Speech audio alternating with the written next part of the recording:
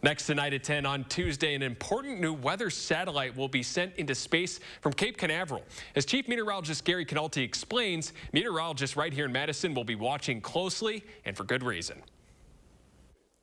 You see them on just about every one of our weathercasts, views of clouds and weather systems taken from satellites. This week, the next in a series of weather satellites will be launched in Florida, and the University of Wisconsin here in Madison played a big part in their development. The UW has been involved in this since the very, very beginning. I almost think before the beginning is the right way to put this. Meteorologists call them our weather eyes in the sky, and the GOES-T satellite will provide continuous surveillance of the Pacific Ocean and the western half of the country from 22,300 miles in space. But the journey to orbit began in part right here in Madison. Professor Tristan Lequier explains how it all began. Werner Sumi, professor here at UW, was watching a football game, and in fact, he was watching a Green Bay Packers football game, watched the instant replay, and thought, what if we could actually make a replay of the weather? From this idea over a half-century ago, when spaceflight was in its infancy, with the help of scientists and engineers at the UW, the first weather satellites were developed.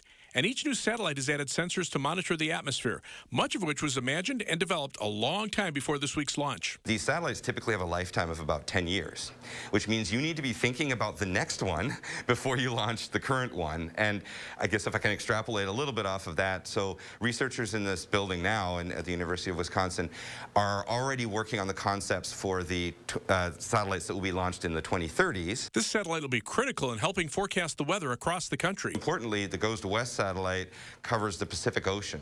And since a lot of our weather comes from the west, we actually get to track weather systems coming off of the Pacific Ocean onshore into the U.S. Combined with the GOES East satellite, it's possible to take pictures of cloud development as often as every 30 seconds, providing critical weather data over hurricanes at sea, severe thunderstorms that could spawn tornadoes, or even bands of heavy snow within winter storms. And it monitors more than clouds. A really new capability of this series of GOES satellites is the ability to measure lightning from space.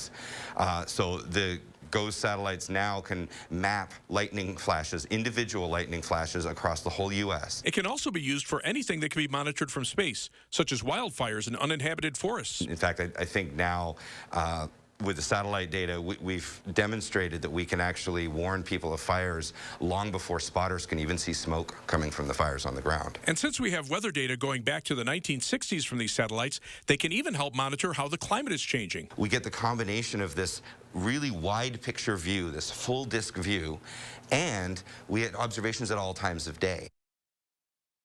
The launch is scheduled for 3:38 p.m. on Tuesday. Scientists at UW will keep their eyes on this as they anticipate the next weather eye in the sky.